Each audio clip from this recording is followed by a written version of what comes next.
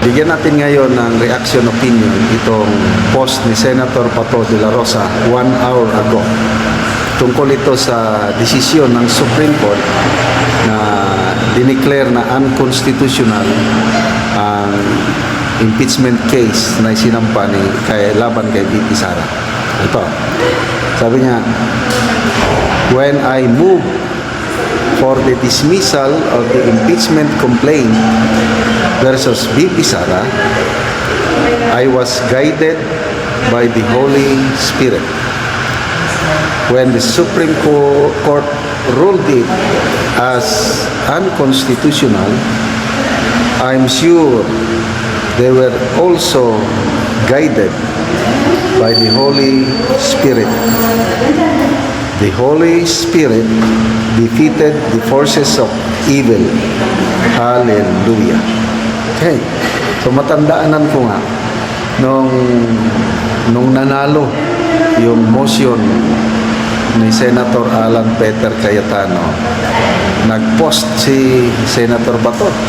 Pinanggit niya, in-acknowledge niya ang Holy Spirit na tumulong sa kanya sa debate kasi siya yung unang siya yung unang nag-move for the dismissal.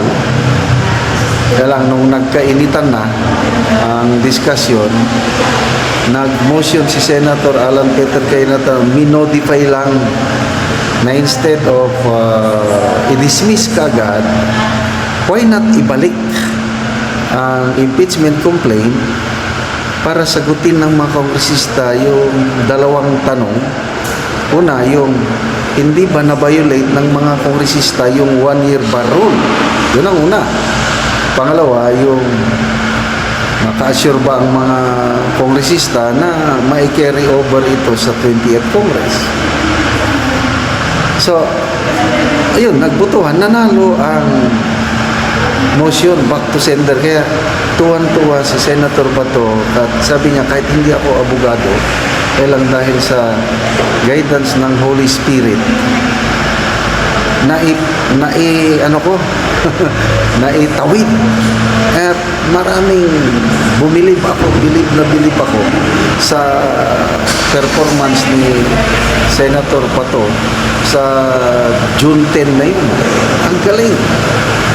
So, in-acknowledge niya ang Holy Spirit. So, ngayon, nagdesisyon ng Korte Suprema, naniniwala si Senator Bato na guided din sa Holy Spirit ang ating mga maestrado. And sabi niya, the Holy Spirit defeated the forces of evil. Hallelujah. Ako, totoo, agree ako dito dahil bilang isang Kristiyano, kahit ano tayo, Katoliko, Baptist, Pentecostal or Protestant, naniniwala tayo may God the Father, God the Son, and God the Holy Spirit. Okay, isang Diyos lang yan. Kailang tatlo ang kanyang persona. It's a mystery, mahirap ipaliwanag. So, ang Holy Spirit, yun ang pinadala ng God the Father na nandito sa lupa, at ang Holy Spirit nananahanan sa bawat nananampalataya sa Panginoong Hesus. So, kahit sa ating everyday life, let's acknowledge the presence of the Holy Spirit in our lives. Ako, palagi sa aking prayer life is, sabi ko, Lord, meaning Lord, ang Panginoon, lead me and guide me and make it obvious, Holy Spirit, kasi nandito sa atin, sa lahat ng ating gagawin, in whatever things we do, we say, and everything, we do it in the name of God, and the Holy Spirit ang mag-guide sa atin. At nakakatuwa itong Senator Batorne, general na, attorney pa, parang ano pa siya, ministro pa. Ang galing.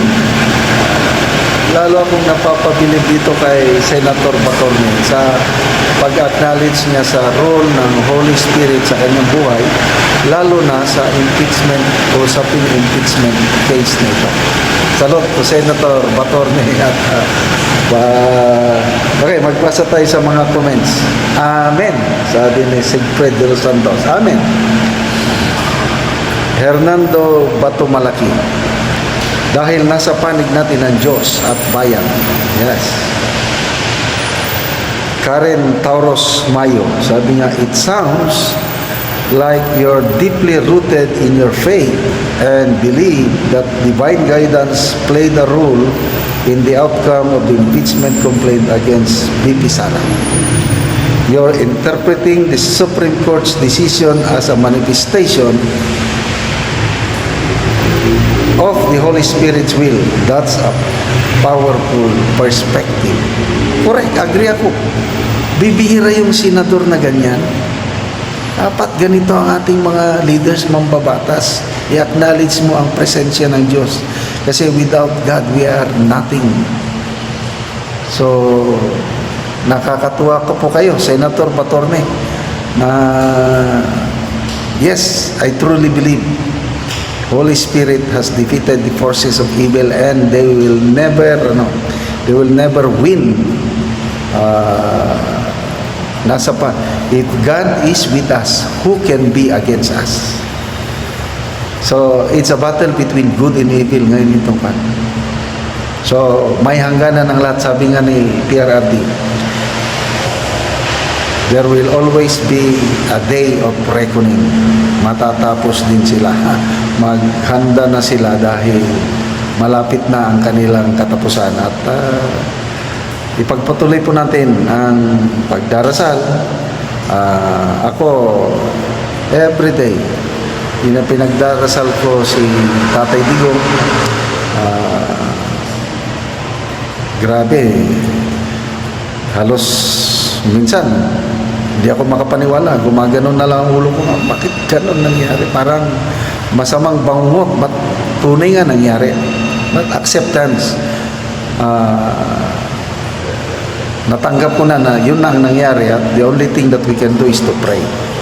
Let's pray na good health sa ating Tatay Digong, makalabas siya at makabalik ng buhay at masaksihan niya ang pagbalik ng isang Duterte sa Malacanang. That will surely come.